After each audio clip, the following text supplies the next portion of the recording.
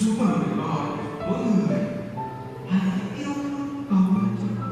Đừng có ai biết tuổi mắt để mắt, căng để căng, rồi luôn luôn tự nhiên yêu kẻ thù và cầu nguyện cho. Đấy là điều mà chúng ta yêu thương, bởi vì Chúa nói yêu thương tha nhân như chính mình.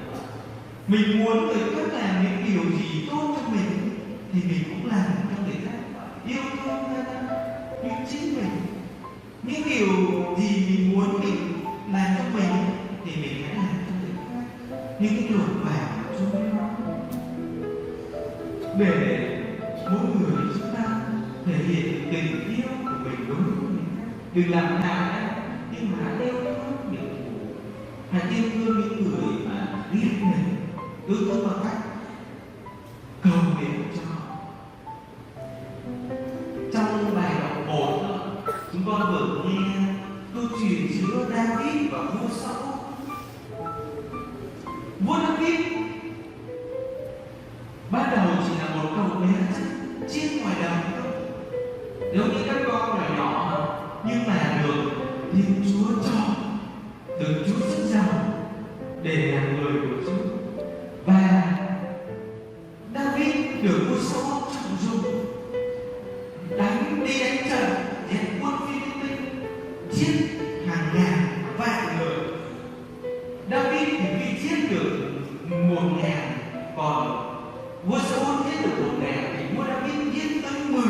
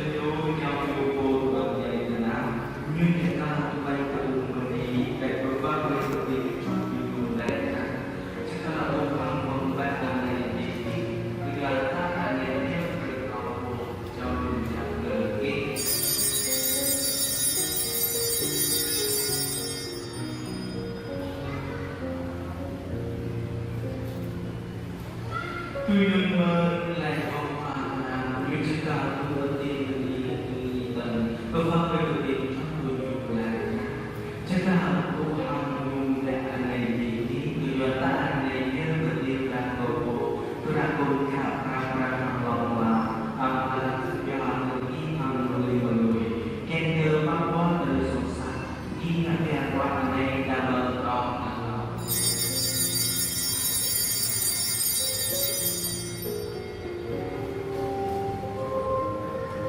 Mình yêu còn là tôi nguyện. Ô khoa gia của mới bơ mơ hình khoa y đại của mới bơ mơ a khoa y ở đêm ra và thù mà em ra Cho nên là còn thế nó từ nặng cái này của tin là đi Chúa Cha nhưng mà ta chẳng có cũng như việc được sự trần nhận ơn của Chúa chúng ta sang ngày ăn đi các bạn.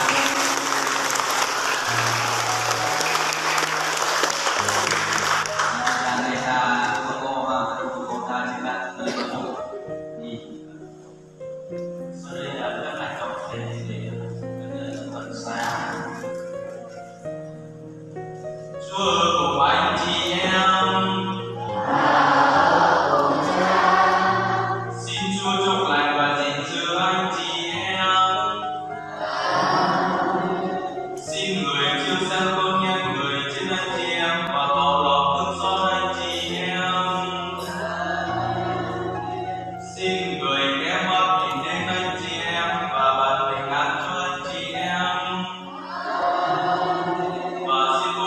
Của Thiên